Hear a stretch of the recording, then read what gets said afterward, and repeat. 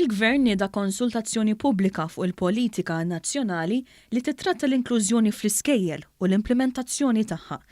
Dan tħabbar waqt konferenza tal-aħbarijiet fil-preżenza tal-Ministru Evarist Bartolo u s-Segretarju Parlamentari Clifton Grima.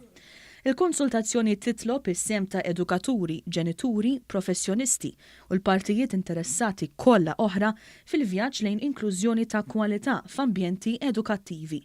Dan anke skont l-Istrateġija tal-Edukazzjoni għal Malta tal-2014 sal-2024.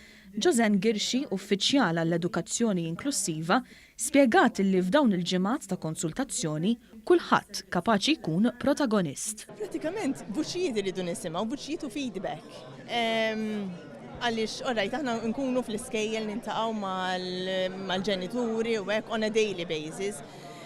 Però nridu nisimgħu wkoll il-vuċijiet li anke il-feedback li huma jistgħu jagħtu u jikkontribwixxu għal din il-policy. Kif qedna din hija xi ħaġa ħajja, tifhem allura nridu il-feedback minn għand kulħadd. Il-politika tiddeskrivi punti ta' referenza u standards internazzjonali li inkoraġġixxu lill-iskejjel jipprattikaw l-inklussività fejn jidħol il-ġeneru, ir-reliġjon u l-orjentazzjoni